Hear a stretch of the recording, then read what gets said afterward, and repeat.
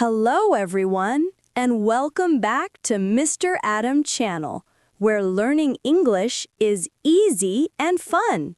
I'm Sarah. And I'm Adam. Hello, Sarah. How are you today? I'm doing great, Adam. The sun is shining, and I've got my cup of tea. It's a good day. How about you? I'm fantastic. I'm really excited about our topic today. It's a big one. It is. But before we start, everyone, please remember to give this episode a like. Yes, click that little thumbs up button. And if you're new here, welcome. Please subscribe to our channel and share it with your friends. It helps us a lot. Yes, it really does. Okay then. Are you ready, Adam? I am so ready. Do you ever notice we translate everything? Yes, I do. It happens all the time. It makes listening very slow. Right. By the time you translate, it's late.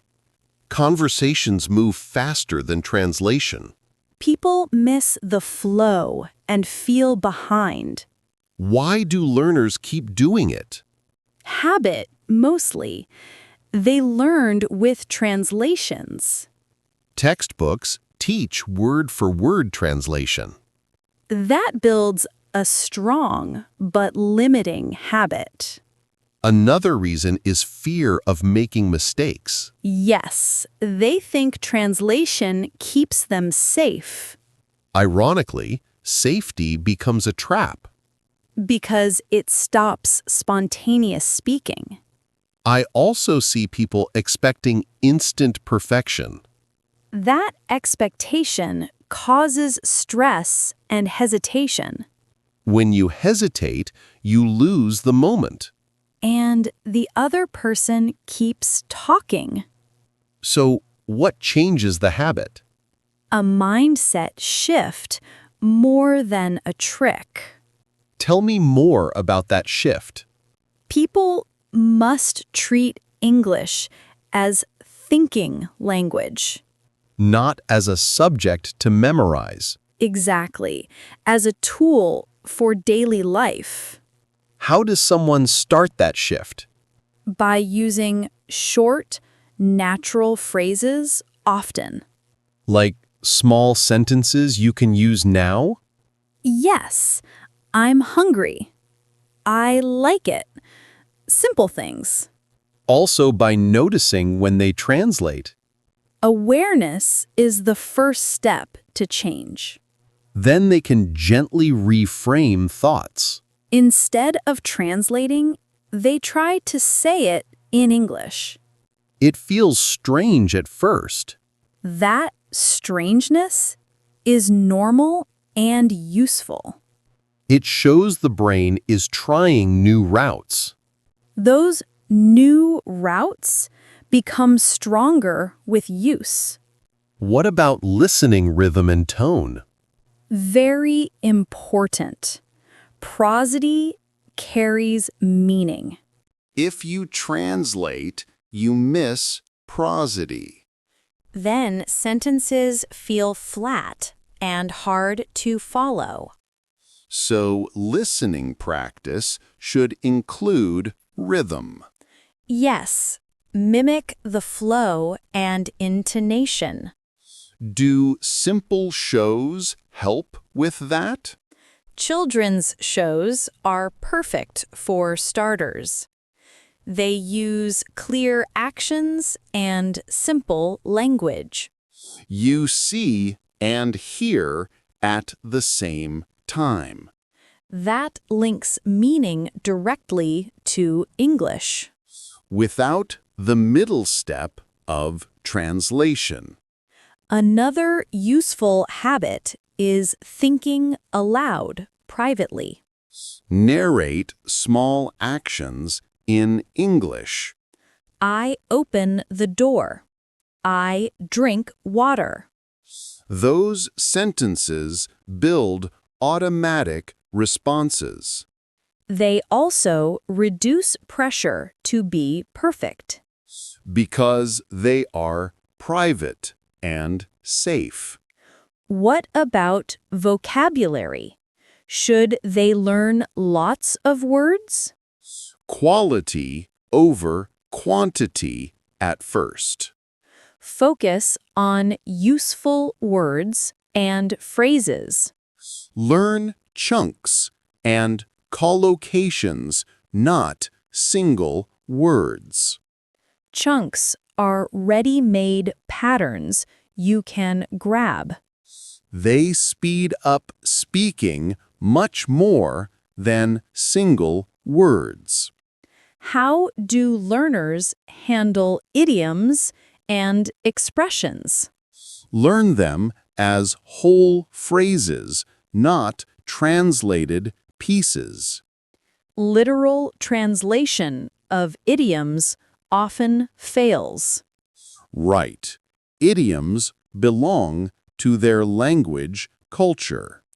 So exposure helps you feel their meaning. And repeated hearing builds intuition for them. What about grammar? Should they avoid it? No, grammar is useful as scaffolding. But don't let it block speaking practice.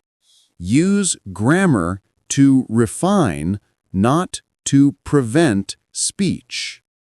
How do learners stop fearing mistakes? Reframe mistakes as information. Mistakes show what to practice next. If you see errors as data, you learn faster. Curiosity helps more than judgment. Ask, what happens if I say this? Not, will I fail? Confidence grows from small successes. Even one correct English thought is a win. People forget to celebrate small wins. Those moments build momentum quietly. Identity also plays a role, I think. Yes, if you see yourself as an English user, you act like one. Identity guides habit. It makes choices easier. You choose English naturally when it matches who you are. And social factors matter too. Being around English speakers speeds things up. But full immersion isn't always possible. Small daily exposure also works well. A few minutes each day, done consistently. That beats occasional long sessions. What about reading aloud? Does it help? Yes, reading aloud links thought and speech. It trains the mouth and the inner voice together. Over time, the inner voice shifts to English. When that inner voice appears, real change begins. True. Then translation fades naturally. Anything else you'd add for beginners? Be kind to yourself and patient. Learning a new thinking habit takes time.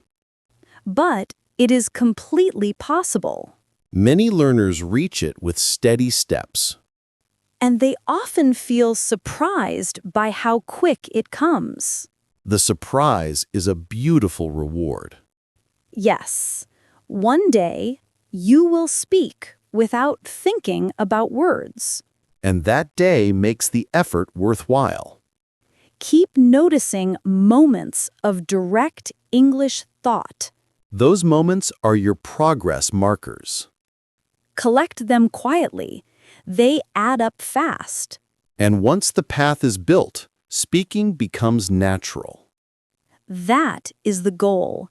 Natural thinking in English. After you build small habits, what changes first? You start reaching for whole phrases instead of single words. like, I'm not sure, or that sounds good. Those ready-made chunks save time and reduce mental load. You also notice faster responses in conversations. Yes, your replies become quicker and more natural.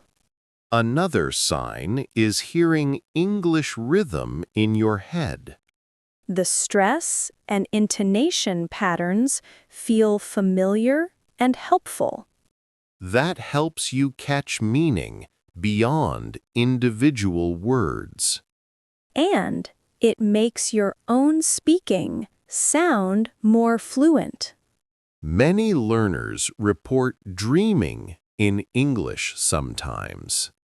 Dreaming shows the language moved into deeper thought processes. You begin paraphrasing in English when you don't understand exactly. Instead of translating, you use English to clarify meaning. That ability shows your brain is thinking directly in English. Social comfort improves too. You feel less self-conscious. Conversations become more playful and less about correctness. Humor and idioms begin to make more sense. You pick up cultural references more naturally. This deepens connection with native speakers. Vocabulary grows in context rather than as isolated lists. You learn words with their usual collocations and uses. Prepositions and common pairings stop feeling mysterious. The language becomes pattern-based, not translation-based. Writing improves because your inner voice is in English. Sentences flow better, and editing is easier. Listening gets easier too. You stop replaying audio mentally. You understand meaning directly and respond mentally in English. That reduces stress in live conversations and meetings. Note-taking becomes faster because ideas stick in English instantly. Confidence grows gradually and naturally. Confidence leads to more practice and more wins. Identity shifts happen as well. You see yourself as an English user. That identity makes choosing English in daily moments effortless. Small choices pile up into lasting habits over time. Your daily routine quietly changes to include English naturally. The cognitive cost of switching languages goes down. That saves mental energy for thinking, not translating. Creativity in expression improves when you use English directly. You say things that reflect your personality in English, not just translations of your native expressions. That's a deeper level of fluency and ownership. The change is steady, not instant. It builds day by day. Celebrate small moments. One English thought, one smooth reply. Those moments are the real measures of progress. Keep exposure purposeful. Listen, read, and speak in natural contexts. Prefer meaningful use over mechanical drills whenever possible. And let mistakes be information, not proof of failure. Curiosity and play help you experiment with new expressions. When you try things, you discover what works in real conversations. Over time, translation becomes unnecessary and feels clumsy. Your brain chooses the efficient path. Direct English thinking. That path makes communications smoother and more enjoyable. It also opens doors to new ideas and relationships. So focus on daily, gentle progress rather than quick fixes.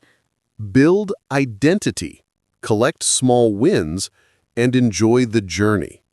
That steady approach leads to real, lasting fluency in English. Thank you so much for joining today's lesson, and it was great to see you. Stay healthy and keep practicing. If you find this video useful, don't forget to like, subscribe, and turn on the notification bell so you don't miss the next English lessons. Your support means a lot to us and helps us to be more motivated to create more interesting and useful content, helping you speak English naturally and confidently every day. Thank you again, and see you in the next video. We will be back soon with another interesting episode. Bye!